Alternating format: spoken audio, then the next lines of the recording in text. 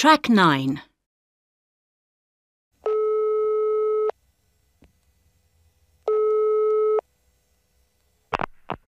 Good morning.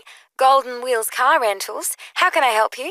Yes, good morning. I'd like to make a booking for a car, please. Can I just get your name, sir? Yes, Frank Moorcroft. Could you spell that, please? Yes, Frank, F-R-A-N-K, Moorcroft, M-O-O-R-C-R-O-F-T. And the address? My home address? Yes, please. We need a home address. Okay, it's number 26, Lake Road, Richmond. Right. And could I get your home telephone number there? Yeah, sure. Well, the area code is 02, and the number is, let me think, 33... No, sorry. I haven't learned this number yet. It's 36874500. Thank you. And do you have a current license, sir? Yes, I do, but it's not an Australian license. I haven't had time to get that organized since I arrived here. Oh, well, you do need an Australian one if you're living in this country. Oh, but I have an international license. That should be okay, shouldn't it? Oh, that'll be fine. We'll just need to see it when you pick up the car. Right. Now, what kind of car were you looking for? Well, I've got my wife and I have 3 children with me and quite a lot of luggage, so... So you'll need a station wagon or a... I don't mind what make it is, but I'd like a 4-door car. It's much easier with the kids, or maybe even something larger. Well, if you go up to a 6-seater, you'll be into the next price bracket. No thanks. And when do you need the vehicle? Well, I'd like to pick it up in the morning, if that's possible. Not a problem. Let me just note that on the computer. Collect car on the 23rd of June. No, tomorrow's the 24th of June, not the 23rd. Oh, of course it is. I'm sorry. And what's the rental cost? Well, the rate is $70 a day if you have it for more than 3 days. Otherwise, it's $90 a day. We'll need it for a week. Well, then it'll be $70 a day. That's $490 all up.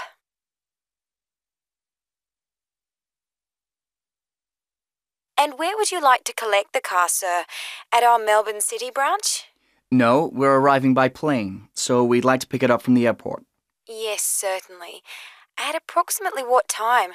The flight gets in at 11 in the morning, so by the time we've collected our bags, I'd say we'd need the car at around lunchtime. Right. I'll make sure it's available for you then. And do you require any other special equipment? Maps, GPS, that sort of thing? Yes, actually, we do. Thanks for reminding me. We have a 2-year-old, so she needs a child seat. Can you organize that? Certainly can. I'll see that there's one in the car for you. And what about insurance? Is the car fully insured? You're partially covered, but we do recommend that you take out extra cover in case you have an accident. Otherwise, you'll have to pay the first $1,000 of any repairs. What do you think? Oh, I suppose I'd better have the extra insurance. Better to be safe than sorry. Good idea. I'll get that organised for you too. Recording 19B. Hello, everyone, and welcome to Greenville Community Center. Today, we're going to be talking about what we as a community can do to help each other in severe weather. Our lovely little village is, as you know, quite remote. There may be other similar-sized communities only 25 kilometers away, but emergency services have to drive 500 kilometers to reach us from the closest large town. That can mean a wait of up to 10 hours before help arrives. Having said that, we are very lucky in that we've always had our own fire service. And thanks to the arrival of Dr. Jones earlier this year, we no longer have to drive so far if anyone gets sick. What we don't have, and are unlikely to get in the near future, is a weather station. Now, the National Weather Bureau can provide a lot of helpful information and even warn us about severe storms, but they can only do this if they build up a database of information. And to do that, they need local help. That means us. What we'd like to do is set up a group of volunteer storm spotters to pass information on to the Weather Bureau. So, what do these storm spotters have to do? Well, thankfully, you don't have to be particularly skilled in anything. Quite simply, immediately after a storm has passed, the first thing you have to do is call the National Weather Station to let them know. After that, you have to complete a report card, which is very simple and won't take more than a few minutes to do. The only other thing they ask is that we keep an eye out for any reports in the local newspaper of storms or storm damage. You need to cut these out and send them in as well. Damage that makes news here is unlikely to make it into the national papers, so these can be an important source of extra information. So, that's all as far as the duties go. Now, what sort of thing do you need to report? Well, they don't want to hear about every single storm that we have, only the ones that bring some unusual conditions. For example, we don't need to call them just because there is hail, but we should report any hailstones that are 2 centimeters in diameter or bigger. They also need to know about damage caused by high wind, especially if it uproots large trees. Again, don't contact them every time you see a tree falling over. You should use your common sense and restrict it to those big enough to cause a problem, especially on our roads. They'd also like to hear about very heavy rainfall, and more especially any localized flash floods. So what should you do if you care about our community and you want to help? Well, obviously, you'll need a bit more information and preparation than I've given you today. So we'll be conducting a training session next month. This will only take up a day, so don't worry too much about it. If you do have the time and would like to come along, then you'll need to talk to the police who are coordinating the event. And as our storm season is from November right to the end of January, you'll need to put your name down by the end of October at the very latest.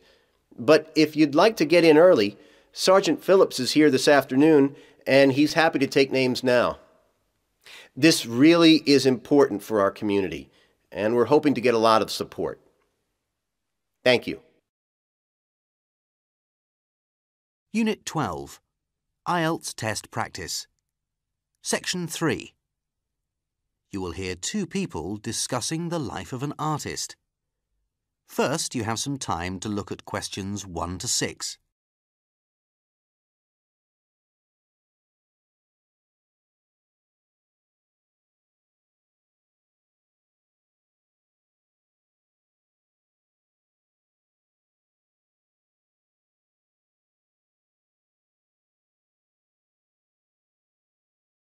Now listen carefully and answer questions 1 to 6.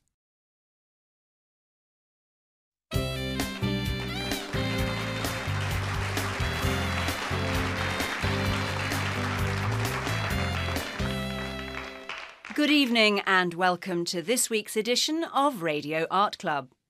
With us in the studio is Martin Wade, who is an art dealer, and he's here to talk to us about a man called John Gould. Welcome, Martin. Good evening. John Gould, if I'm right, was known as the Birdman. But who was he really? Well, Gould was a man of many parts. I suppose that first and foremost he was an artist. But he also had a keen eye for business, so we could also call him a businessman. And as well as that, he was a scientist. He studied birds, didn't he? Yes, that's correct. Right. So we've got an artist, a businessman and a scientist all rolled into one. And why is he famous? Well, predominantly because he produced the greatest collection of drawings of Australian birds ever. Can you tell us about his life? What kind of a man was he? Now let's see. He was born in England in 1804. And he lived for 76 years, so he had a comparatively long and productive life. He had no formal education, and when he was a young man in the 1820s, he worked as a gardener in Kew Gardens in London. And then, because of his interest in animals, he was made curator of a museum. In fact, the Zoological Museum in London. Right, so he had quite a few interests. Absolutely. He and his wife together. They were both very interested in the discovery of new species of animals. So when did he visit Australia? Well, in 1838, Gould and his wife and their eldest son sailed from England, leaving their 3 youngest children behind with the grandparents. Gracious. They travelled around extensively, and although they were only there for 2 years, Gould discovered many new species, and he also named them. Yes, he played a significant role, didn't he? The family returned to England in August 1840 and took with them hundreds of specimens of animals for their great work, which was still to be produced. In fact, it took them 8 years to produce the full work, which was completed in 1848 and published under the simple name of Birds of Australia. Before you hear the rest of the conversation, you have some time to look at questions 7 to 10.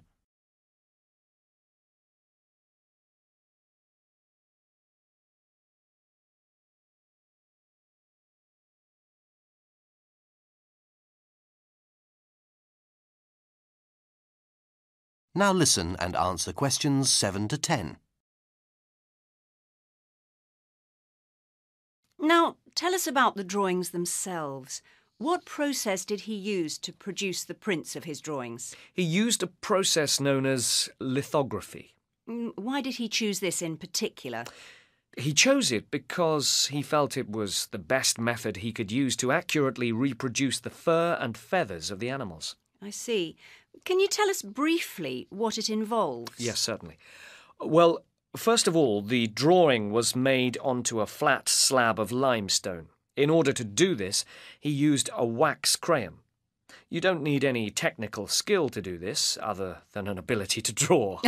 Which John Gould obviously had. Yes, that's right. Then, when he'd done the first drawing, he wet the stone and applied the ink. Where the stone was wet, the ink didn't stick.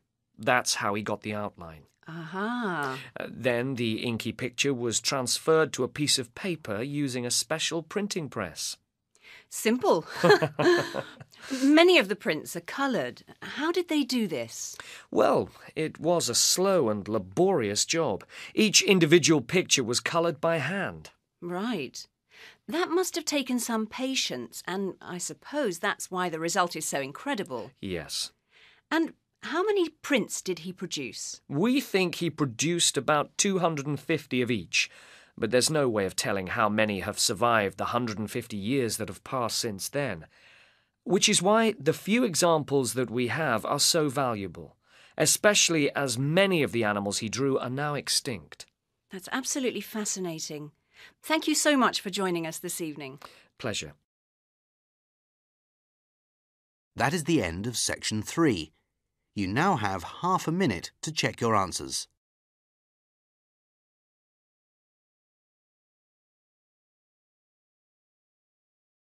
Unit 15. IELTS Test Practice. Section 4. You will hear a talk given by a software engineer to a group of IT students. First, you have some time to look at questions 1 to 10.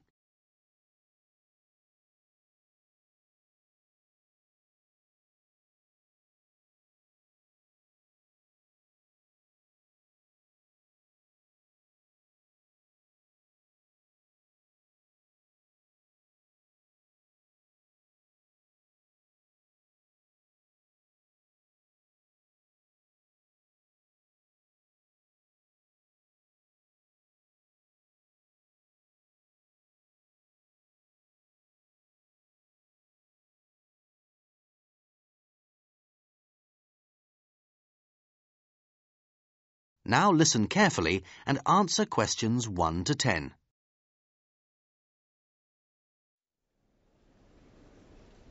Good morning, everyone. My name is John McNally, and as you know, I'm a software engineer. I work very close to Gatwick Airport in Britain, and at work we assemble flight simulators which are used to train aeroplane pilots. So, before any pilot is able to get in a real plane and fly it, they have to prove that they can operate all the controls in an aeroplane by flying in a computerized model. So, what does a flight simulator look like? Well, here's a picture of one, The simulator here is a model of a plane called an Airbus A320. As you can see, it's a large, almost round blob or box that moves on usually 6 legs to simulate the movement of an aircraft in the air. The legs tend to be driven by hydraulics, but there are some electric ones around. Either way, they operate to simulate the motion, the pitch and roll of the aircraft. The simulator can move up in the air or stretch, giving the trainee the feeling of flying upwards. At the very front, in the curved area here, is the mirror. And this is here so that images can be created that look exactly like an airport or landscape. Inside, the simulator tends to resemble an actual flight deck in an aircraft. And what happens is that generally the instructor stands or sits behind the trainee and positions the aircraft to any airport or any position on that airport using a touch screen. In this way, the instructor can train the pilot, and there are many tests that the instructor can put the trainee through. He can fail an engine in flight, for example, to test the trainee's ability to react to malfunctions. How does it do this? Well, the simulator contains many computers, most of which have to communicate with each other. That's my job, and I work with many other software experts on this. We work in teams which vary in size, and each team has a specialist area. But all the systems need to know what the other is doing. If the instructor wants to simulate a storm, for example, the flight experts need to know the strength of the winds and if there is any turbulence. At the same time, the navigation people need to know where the storm is, how far away, and place it on the pilot's navigation screen. And the engine experts need their information to ensure a safe passage. In fact, landing an aircraft in rough weather is one of the most difficult things to do. And I've seen some very pale people step out of simulators in my time here. It can get very stormy in there. But trainees don't get into a simulator straight away. There are many different devices used in the training process, and this starts on a very simple level. One of the first things a trainee must know is how to input data into the flight management computer. The pilot on an aircraft enters information such as current airport, destination airport, as well as his route and other things such as the amount of fuel and aircraft weight. This procedure can be learned on a PC. Next, he may need to learn to manage the controls, for example, using the joystick to move up or down or left or right. He gets the feel of these controls and how they impact on the instruments. This can be learned on a fixed base simulator. That's one that doesn't move. Finally, he needs to take off, land and fly in the air during turbulence, etc. So for that, he needs a full flight simulator with motion. Trainee pilots vary in age and ability, and so the length of time it takes to train them also varies. Once a pilot has qualified on the simulator, they are entitled to fly an aircraft. But they are only called a first officer at this stage and must fly under an experienced captain, unless they are an experienced pilot who is simply retraining to fly a different aircraft type. That is the end of section 4. You now have half a minute to check your answers.